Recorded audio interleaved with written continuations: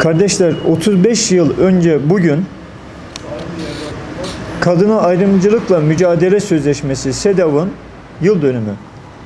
41 yıl önce Birleşmiş Milletler'de kabul edilen bu sözleşme Türkiye'de de 24 Temmuz 1985'te Bakanlar Kurulu kararıyla kabul edildi ve yürürlüğe girdi. Malum 1980 darbesinden sonra yapılan anayasada da SEDAV'ın çok belirgin etkisi var. Şimdi SEDAV adaleti değil, eşitliği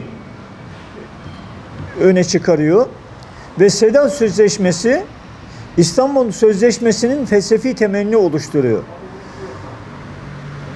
SEDAV'ın dayattığı İstanbul Sözleşmesi ve toplumsal cinsiyet eşitliği projeleri, aileyi yıkan diğer mal rejimi, nafaka hapsi, evlilik içi tecavüz gibi maddeler var. İşte kanun önünde kadına pozitif ayrımcılık, anayasaya da giriyor. Bu SEDAV'ın dayatması. Ayasofya açmaya seviniyoruz. Türkiye Aile Meclisi ve 3000 bileşenden oluşan, vakıf, dernek, sendika, partilerden oluşan Türkiye Aile Meclisi olarak seviniyoruz. Ama o Ayasofya'nın içini doldurmak için ve diğer camilerimizi de doldurmak için aile yıkan yasalar ve sözleşmeler kalkmalı diyoruz. 62-84'te evden uzaklaştıran 2 milyon aile var.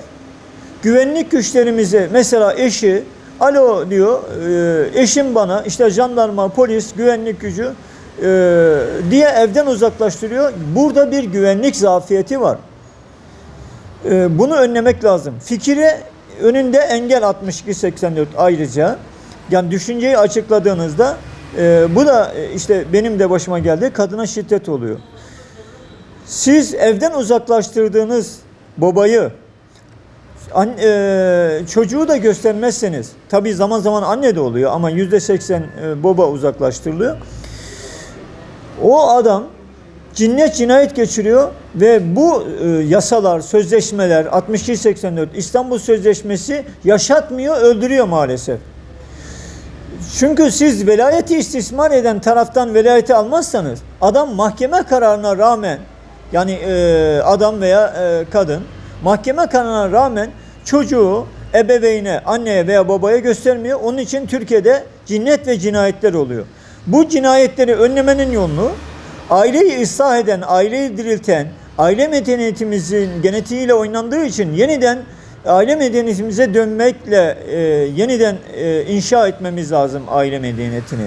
Yoksa bu cinnet ve cinayetler devam eder. Toplumsal cinsiyet eşitliği projesine mesela İstanbul Belediyesi de bir komisyon kurulması teklif edildi.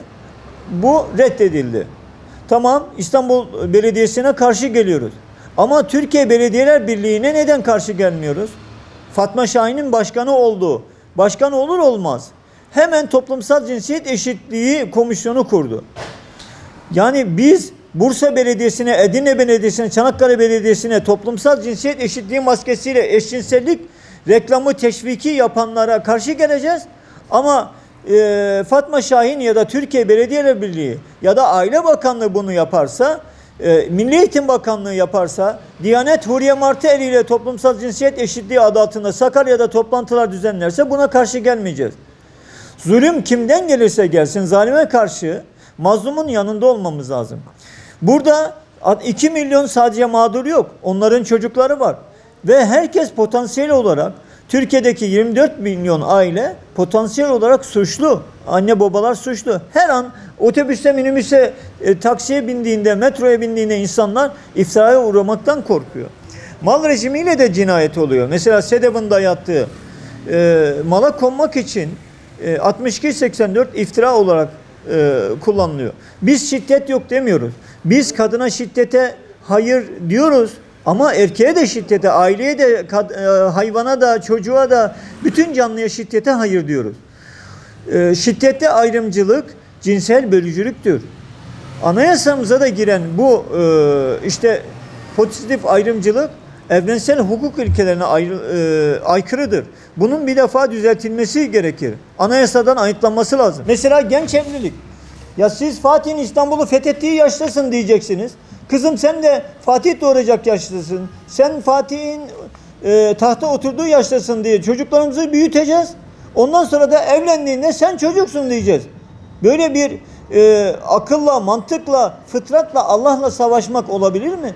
Bu gerçekten fıtratla ve Allah'la savaşmaktır.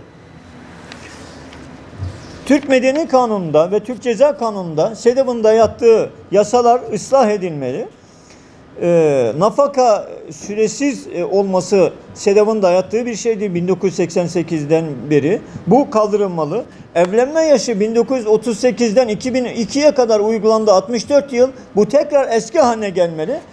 SEDEV'in dayattığı bu uygulamadan da vazgeçilmeli. Evlilik içi diye bir tecavüz maddesi koydular. Arkadaşlar İstanbul Sözleşmesi'nin kalkması yetmiyor.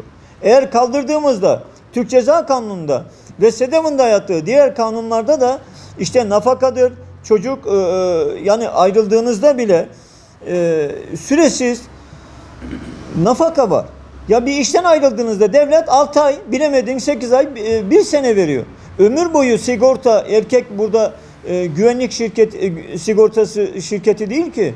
Neden böyle bir şey oluyor? Akıl mantık dışı. Buna da dur demek lazım. Evlilik içi tecavüz maddesi de kanunlarımızdan ıslah edilmeli. SEDAV ve İstanbul Sözleşmesi vahiy temelli bütün dinlerin, Hristiyanlığın, Yahudiliğin ve son din İslam'ın tüm ahlaki değerlerini yok etmek için teorik ve yapısal temellerini yok etmek için çıkarılmış bir sözleşmedir. Biz bu sözleşmeleri reddetmezsek geleceğimiz tehlikede, vatanımız tehlikede, tüm insanlık tehlikede.